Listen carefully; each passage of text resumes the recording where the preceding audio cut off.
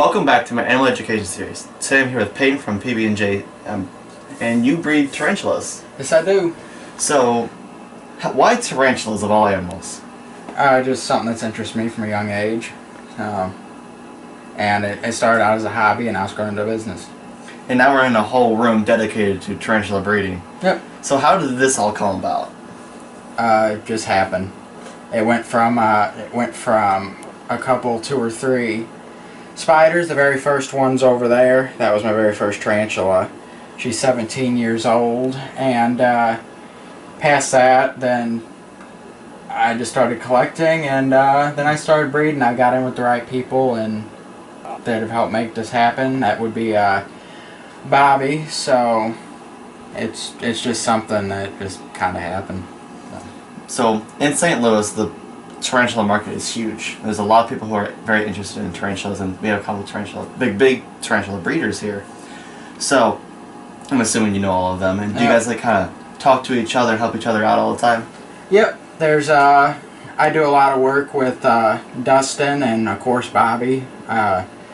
There's Dustin's male down here, and he's got a few of my males, and we just kind of work together to make the it's not really competition. It's all about making each other better. So because I've never heard a single bad thing from all you guys. You guys kind of talk about how you lending spiders to each other. It's all helping each other out. Yep, it's all friendly business. Mm-hmm. So explain to me the process of breeding tarantulas, because I have no clue how that works. So pretty much you take there's two kinds. There's cohabitation and there's interactive breeding. There's certain species that you can cohabit while breeding without any kind of major risk of death. Mainly the pokies you can do it with. Like down here we got a couple cohabitations going on right now. There's a Greener Wesley, male and female together. There's a Metallica cohabitation going on. These two have been paired. There's one sitting on an egg sac right now. This one's getting ready to drop. This one was cohabited about a week ago. Going to be cohabited again here soon. And none of these I've lost a male to. But then there's some of them that you got interactive breed. Like these versicolors, they can get really funky, and the female will try to eat the male, and you got to get in there and save them. And so yeah, it's pretty much the two kind of breedings. So with spiders having and tarantulas having an exoskeleton, how exactly do you sex a tarantula? You sex them with a mite. Well, when they're big enough, you can kind of look at the malts, and you look for there's a which basically what you do is you put it under the microscope and look at the furrow, and if it's got the you're looking for basically it's kind of hard to explain, but you're looking for 2 humps on it. If it's got 2 humps and it's a female, if it's smooth and has no if it has really no indentations or whatever, it's a male. But then there's if you get really good at it with pokies, you can vent sex, and there's you can do that by looking at them through the glass, and if you shine the light at the right angle, there's kind of like a little circle that you're looking for on their slit, and if it's got that circle, it kind of recesses out, and that's a male. If it's nice and flat, where you can kind of see the indentation, that it's a female. But it's kind of hit and miss, and I don't sell spiders by vent sexing only. I'll only sell sexed tarantulas through a microscope shot of the molt. Because I know recently there have been a couple bans on tarantulas, so what we have here in the States now is pretty much all we have. So we need people who are breeding tarantulas to keep them in captivity. Yeah, we mainly specialize in the pokies, because they've all been recently put under Site 2, so you cannot import them, and it's jacking the price up, and we're trying to keep the price low on them so people can still get access to them. Right now in the room, in this room alone, there's anywhere between 30 and 40 pokies of all the subspecies except Smithy, and it's Smithy and Formosa is all we're missing in here, and we're breeding everything else at the moment. And yeah, mainly we're trying to keep the pokies in the hobby. So I see up here that you have a couple of Metallica breeding projects too. So is there anything special with the pokies versus other tarantulas? Pokies, you want to keep the about when they need to be kept at about 50% humidity at all times, and when you're getting ready to get them to drop, like this girl over here, you gotta bump the humidity up to anywhere between 75 and 80%, and usually you can get them to drop. Like this girl over here is sitting on an egg sac. I'd show you, but she just recently dropped, so I'm not gonna move that paper. And I got the room down in here for this interview at 55%, mainly to make it comfortable, but as soon as you guys leave, it's going to be bumped back up to about 80%. I see the space heater over here is set for 95 degrees. Yeah, it's set for 95, which will keep this room at about a cool 87. So, like, this is a pretty small room, and you have to like, make it super hot and super humid for all these tarantulas to be like happy and healthy, right?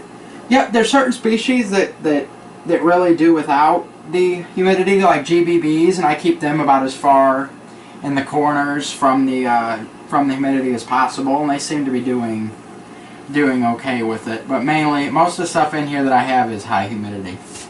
And do you mind showing us a couple of tarantulas and a couple of breeding projects you have now? Yeah. All right. So, one thing I noticed when I walked in here is that we have this bin here. So it's mostly substrate and not a whole lot of climbing space. So what is in this one? That is a blue fang, a C. cyanagus, and that's fossorial. It mainly lives under the ground like a fossil. You rarely ever see it, and it burrows down just about as deep as you can give it. And then over here, I see a bunch of little cups. So are these slings? Yep, those are all past breeding projects that are either holdbacks or just what we have left from it, and we'll raise them up till either we sell them or they get bred again.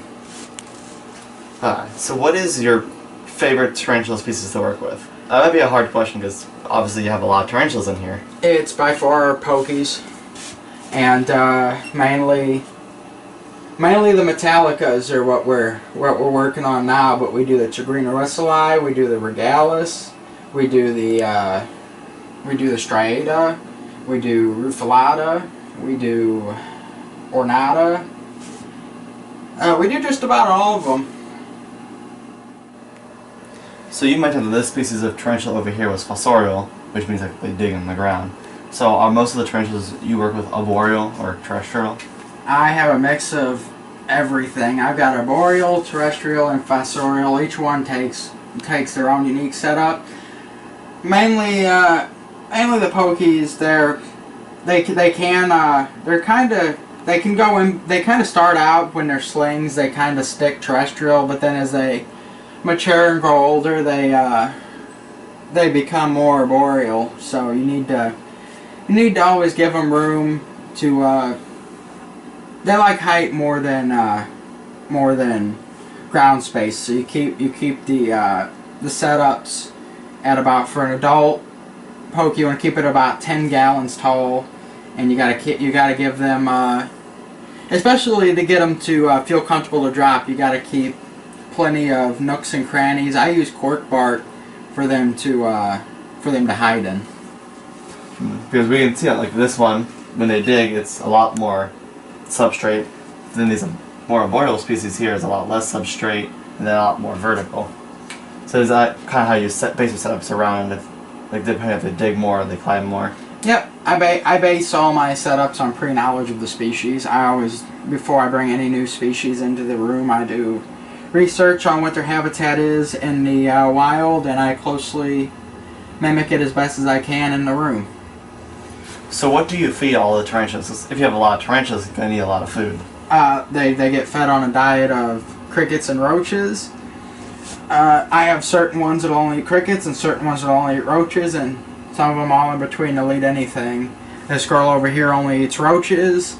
This girl over here will only eat crickets.